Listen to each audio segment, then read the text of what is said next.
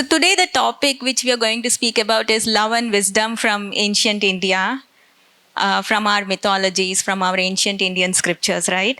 So when you hear the word wisdom, when I heard the word wisdom when I was a young girl, a school-going girl, I used to think of riddles. I used to think of puzzles.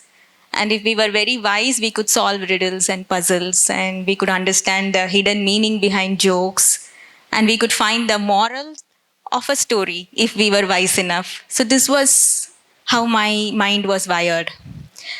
So today I'm going to ask you all a few riddles before we start today's session. And I know you're all teenagers probably. All of you are teenagers. Okay. So I have a few treats, but I don't think you would be impressed with chocolates. But anyway, nevertheless, whoever answers these riddles, let's have a treat. So my first riddle is, I'm a mighty river flowing down from the heavens. Who am I? Yeah? Yeah, come on.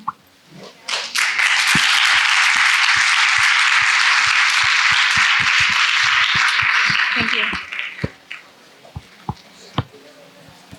So my second question is, or my second riddle is, I'm a king and I meditated for thousands of years, after which the mighty Ganga came down to earth. Who am I? Hands up.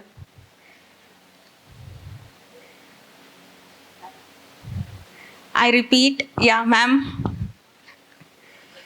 Yeah, it's Bhagirath, and I think I owe a chocolate to your teacher.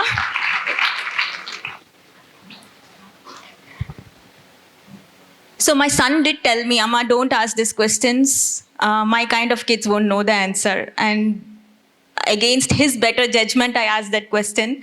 So anyway, let's move on. So I'll ask a different kind of riddle, which is not from the same story. I'm a humble mouse. Whose vehicle am I? Yeah, so that's right. Do you know why the humble mouse is Lord Ganesha's vehicle? Do you know what it symbolizes?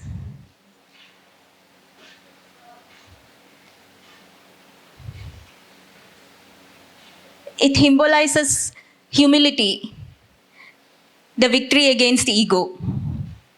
Because just imagine a god who is as mighty as the elephant and he sits on a humble mouse. Do you think it's realistic? No. It symbolizes that Lord Ganesha has won over his ego. He has won over his arrogance and is as humble as a mouse in spite of his knowledge, in spite of his greatness. That's what it symbolizes. So all of you who are first rank holders and who know, everything and you know how you ought to be.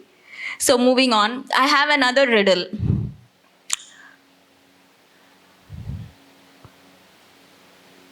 So I'm a mighty river, and you know which river I am. Where did I descend on earth? In which city did I descend on earth? Did I descend in Delhi, in Nagpur? Yeah. Nearby.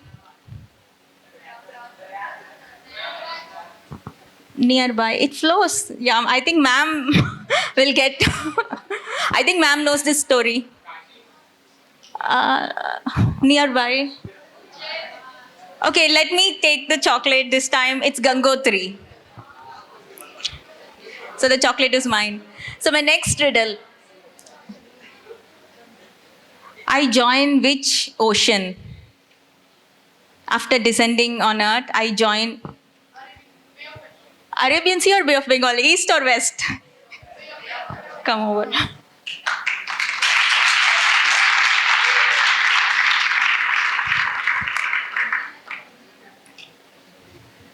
Okay, so enough of riddles. Since some of us are able to answer the riddles and some of us need support, we'll go on to actually the story. Okay?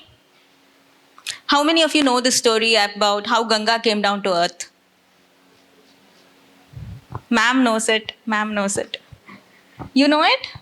Then you should have answered my riddles.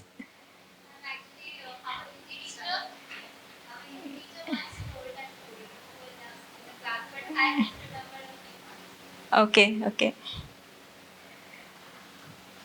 So there was a great king, King Sagara. He had 60,000 sons. And one day he decided that he is going to be the emperor of the whole world. And if he has to be the emperor of the whole world, he has to perform a puja called Ashwamedha Yagna. You all know what it means? It means that there will be a horse, and they will send the horse after the puja throughout the world. And after the horse takes a big tour around the world, it will come back to the place from where the yagna or the puja started. And if there are any kings or any emperors or anybody, in the world who want to tell this king that no, you're not as mighty as you think, I'm more mightier than you, then he can stop the horse and keep it in his kingdom. And this guy who started the yagna will go there and, they'll try to figure out who is mightier. So this King Sagara, he conducted this Ashwamedha Yagna, and his goal was to become the mightiest emperor in the world. Okay? So you all have goals too, right? Right? You all have goals? What is your goal? To be a doctor. Okay. Your goal? Not yet. Okay. Not yet. Okay. So some of you have goals. So I would like you to take your notepad or paper or notebook and draw a mighty river which has 5 turns. 1, 2, 3, 4, 5. 5 turns. And then it can reach Bay of Bengal.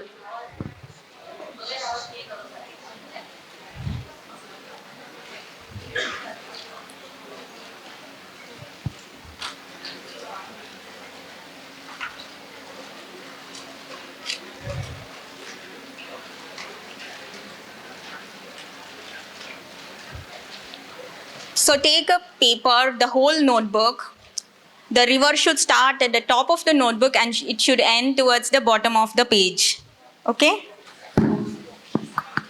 Draw a river which is having 5 turns.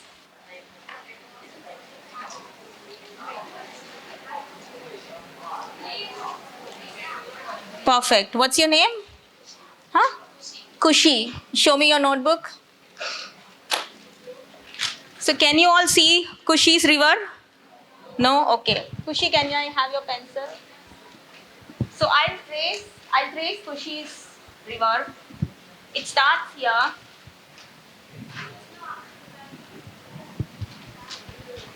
Right? Okay? Thank you, Kushi. So now you all have drawn your own river. In the first turn, write down your goal. If you have a goal. Otherwise, you can, just wait. It's okay. Sometimes it emerges after a while. Or take a moment and think about your goal and write your goal. And write the alphabet S.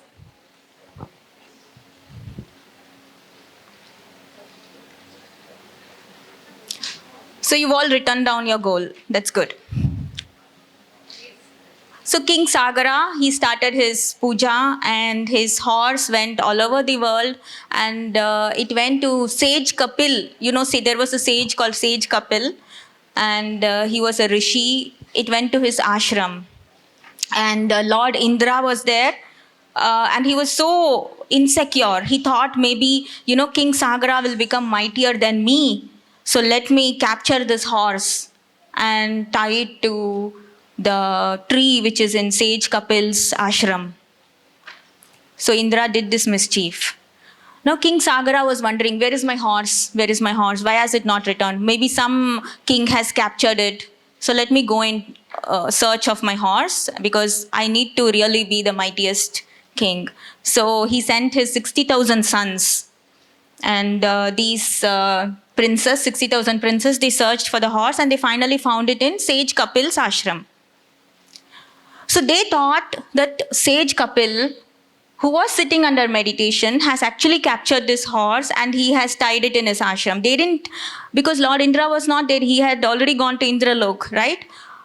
So they thought, okay, now this sage Kapil is the one who is contesting my father. Let me, kill him, is what these princes thought. And by the time they could approach this rishi, sage Kapil, he's somebody who has divine intuitive abilities, and he could figure out even in his meditation that these 60,000 sons, princes are going to disturb my meditation. So in 1 second, he burnt them down to ashes because he couldn't afford to get his meditation disturbed, right?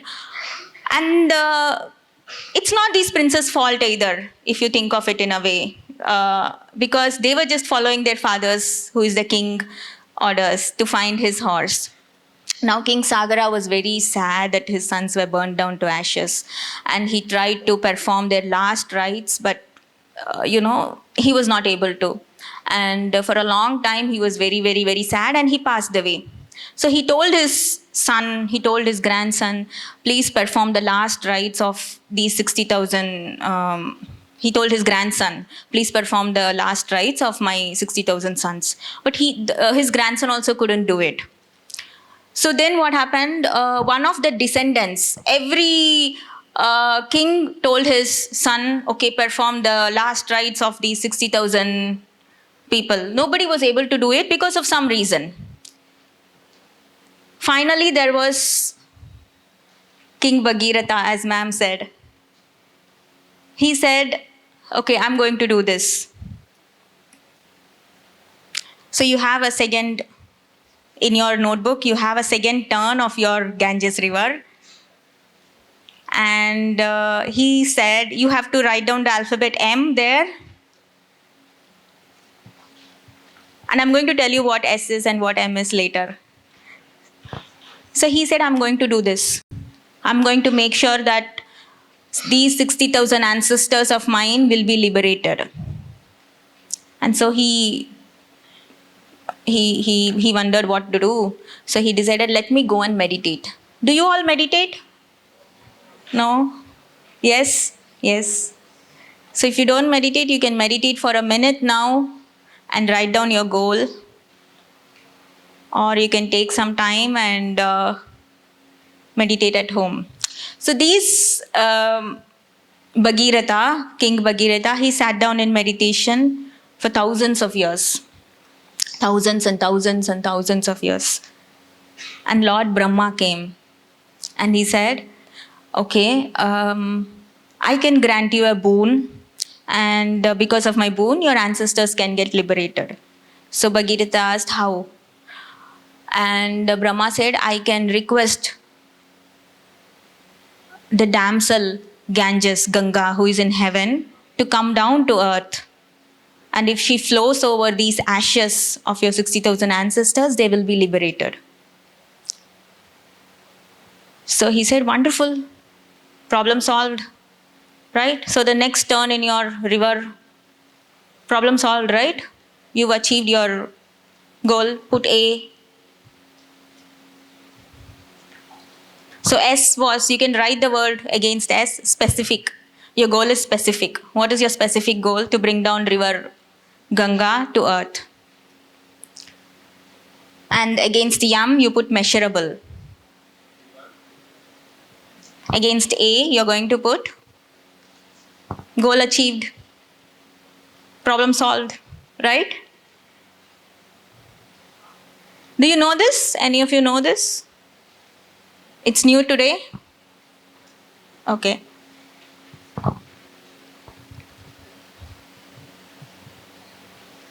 So he sat down in meditation again and he said, okay, Mother Ganga, please come down to earth. But no, Mother Ganga is not so easy to please. She said, I won't come. Sorry. I'm very happy in heaven and I'll continue to be in heaven. Why should I go to earth, which is so dirty? And see, we've polluted river Ganga, right? We've polluted it so badly. Did she have to come here? So she didn't come. So again, Bhagirath prayed to Lord Brahma and said, okay, now what do I do? So Brahma said, okay, she is very happy there and she gets a lot of love and respect in heaven. And why would she come down to earth? So I will have to go and convince her, and let me do that. So he went and he convinced her, and finally she agreed, okay, I'll go. Because Lord Brahma is the creator, he's the father of everybody, right? And you can't say no to Lord Brahma in heaven. So Ganga said, okay, fine, I'll go. But she was not happy about it. And when you're asked to do something which you don't want to do, how do you react? How do you respond? When your parents say something and you don't want to do it, how do you do it? When you know you have to do it, there is no other go. Anybody wants to confess? How do you do it? You can be open and honest. Your parents are not here. You do it happily? Yes? No? No? So how do you do it? With anger? Little bit of anger? Yes? You're honest. Actually, you're honest. You deserve a treat. Come here. Even though you didn't say any riddles, I think you need this. So Ganga was not happy to come down to earth. She was angry. अरे यार, ये ब्रह्मदेव ने बोल दिया मुझे, ठीक है चलो, चली जाती हूँ मैं. पर मैं नाराज़ हूँ, मैं नहीं जाऊँगी. तो मैं पंगा, मैं तो कुछ तो करूँगी. And she came down with anger. इतना जोश के साथ. You all understand Hindi, English both, right? Okay. So she came down with so much of anger and vehemence and josh and with so much of force. Earth will not be able to bear it. Brahma knew it. And he wondered what to do. And he told Bhagirath, देखो भाई, तुमने तो बोल दिया, मैंने भी बोल दिया, अब वो आ रही है. देख लो, जो करना है कर लो. वो आ जाएगी और your 60,000 ancestors will get liberated. But तुम लोग जिंदा होगे या नहीं होगे, इसका मेरे से कुछ लेने देना नहीं है. तुम देख लो, अपना जो करना है कर लो. तो Bhagirath was, what to do? Is it realistic? Is it realistic that I ask Ganga to come down? Should she come down and, all of us need to be, destroyed? Will earth be destroyed? So in this next turn, your river Ganga in your notebook, put the word R, realistic. Is this a realistic goal? There is a smart girl there. Right? Okay.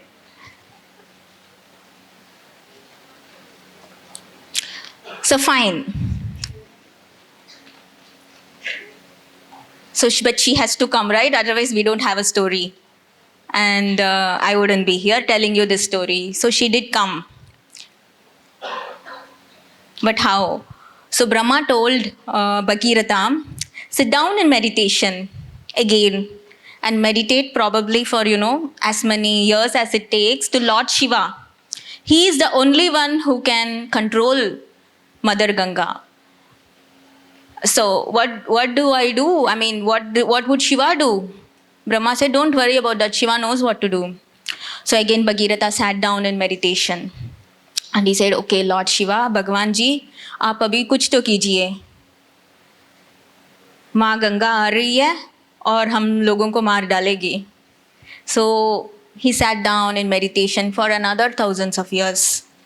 And finally Lord Shiva said, ठीक है, whenever, she comes, I'll take care that she will not destroy earth. She will come down and she will liberate your ancestors and things will be all right. So anyway, Mother Ganga was on her way down to earth and she started flowing. And when she was on her way, she was coming with so much of force, like I told you, right? She was coming with anger, she was coming with force, with josh, and that creates a lot of sound. When you hear a vehicle going so fast on the road, don't you hear a lot of noise, right? So when she was coming with that much of force and akhosh and josh, there was so much of noise, and there was Seth Janu. There is a rishi called Janu and his ashram was there, and she was flowing just near to his ashram with so much of force and sound, and his meditation was disturbed. And he was like, what is disturbing my meditation? Oh, this is just some water which is disturbing my meditation. And he drank it. Just imagine the whole of river Ganga is inside sage Janu. And he again continued to meditate. Now, bichara hamara Bhagirat ji. He again started praying to Lord Shiva. Shiv ji please अभी कुछ कीजिए ना, माँ गंगा चली गई जानू जी के अंदर. तो again Shiva came and he said, okay you have to tame down, you shouldn't do so much of noise, be silent, be still, and prayerfully request sage Janu to let you out. So Ganga also didn't like this situation. Of course, she didn't like to come down to earth, but at the same time, she didn't like to be trapped under sage Janu. That was like a prison, right? She's a free-flowing, free-spirited Mother Ganga. You know how the Ganges River is. It's so spirited. It's like, we are so proud of the river Ganges in India, right? So finally, river Ganga, Ma Ganga said, "Acha, mujhe maaf kar do." So sage Janu decided to let her out. You know, that's why Ganga is also called Janvi. River Ganges is called Janvi, which means Janu's daughter, because she came from Janu Rishi. So finally she came out, but there was this external reverence in her because she had to come out. Internally, she was not pleased. Internally, she still had that, you know, sometimes you don't want to express your anger because you know you'll get into trouble when you express your anger, right? You just don't express your anger to your parents because you know they will remember it, or they will scold you for it, or whatever. So you'll just behave nicely and sweetly, but inside you know something is wrong and you will keep your... So that was the same thing with river Ganga. She was not humbled. She still had that, but Shiva knew it. So when she came out, he caught her in his choti, in his locks, in his hair, in his head. And he didn't let her out down because he knew that she had to be a little bit more humble. So river Ganga said, okay, I'm sorry. I'm really sorry this time. Let me out, please. I'll go down to earth and I'll give liberation to the 60,000 ancestors. But I think I realized my mistake. Let me out and let me go. And I'll be a, you know, I'll be a wealth to the earth. I'll do what is requested of me by our father, Lord Brahma. So finally Shiva felt, okay, this time she is really authentic, she's genuine, she's changed, she is humble. Her humility was perceived by Lord Shiva and he said, okay, thank you. And he let her out. And you know, the story goes, she came down to earth and all of these 60,000 ancestors were liberated. And how many times Bhagirath had to work on it. He achieved his goal. So the last curve is T. Smart girl. So T means time, time bound. How long did this whole process take? And Bhagirath achieved his goal. How many hurdles did Bhagirath face? How many hurdles did you count? 5. Anybody wants to say? You can raise your hands. How many hurdles? 5. What are those 5 hurdles? What's your name? Shreya. Shreya. From Mira International. So first, Bhagirath has a specific goal to take the Ganga river down to the earth.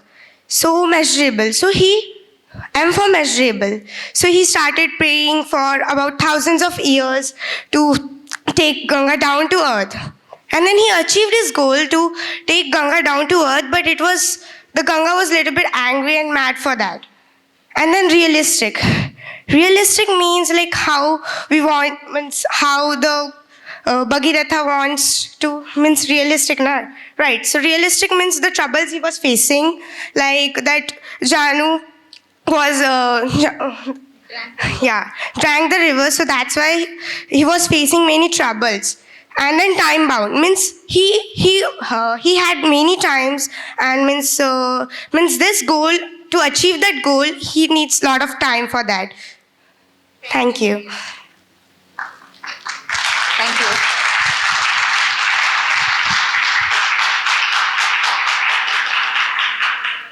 Thank you, Shreya. That was very, very good. So this is the wisdom of ancient Indian mythology. And today we have corporate sessions where they teach you how to achieve your goal, and they use the SMART methodology, which is defined, which has been, which is not an Indian, it is not originated in India. SMART is something which somebody from the West has come up with. But you already have this in India from your ancient Indian mythology, right? I wouldn't even call it a mythology. I would say ancient Indian scriptures. It's mythology is a very, it's not something I would use. That's not a word I would use. So when you look at the story of Bhagirath and you use this story for your goal setting, you would do something which is more tremendous than the SMART, SMART methodology, right?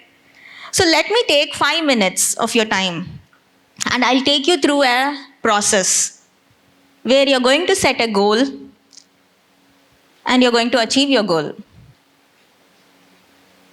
So in that first curve, where you've written specific, close your eyes now. All of you close your eyes and think of a goal which you want to achieve. It has to be a very specific goal.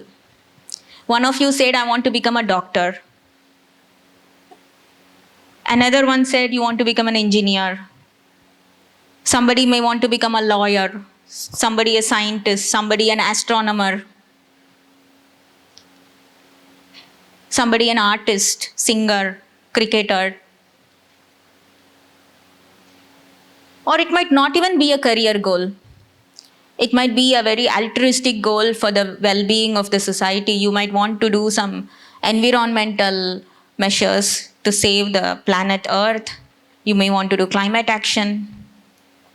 So think of a very specific goal which you want to do. Open your eyes and write it in your notebook. Okay? Now again you have to close your eyes and think, how will you measure this goal? If you wrote, I want to become a doctor, how do you know that this goal is measurable? What it means is, what is the training you need? What is the skill you need? What is the data you need? So now you open your eyes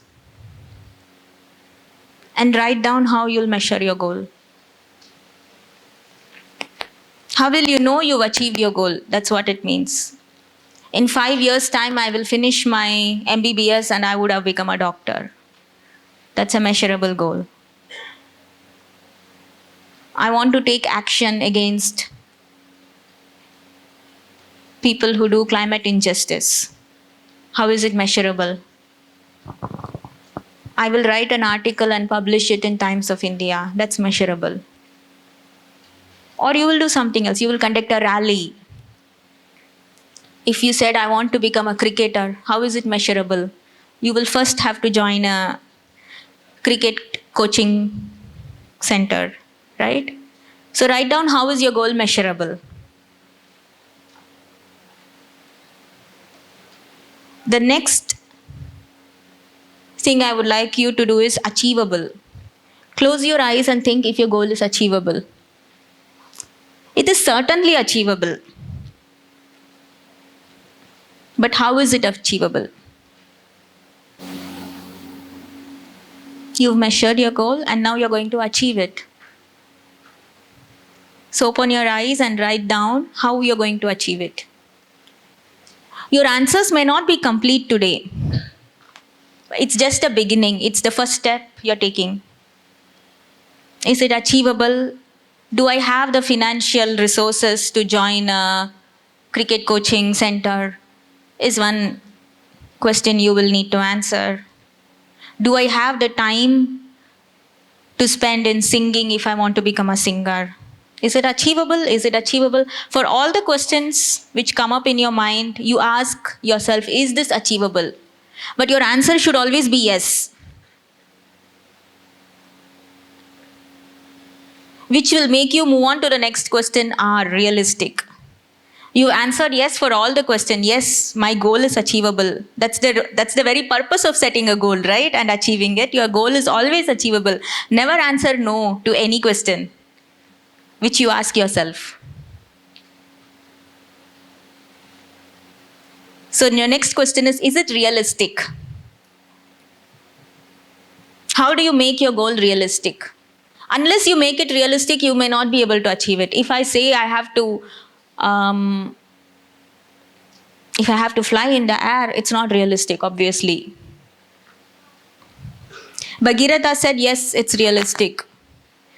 If Ganga were to come down and liberate my 60,000 ancestors, and on the way she's going to destroy Earth, I will save Earth. Yes, it is realistic that I will save Earth.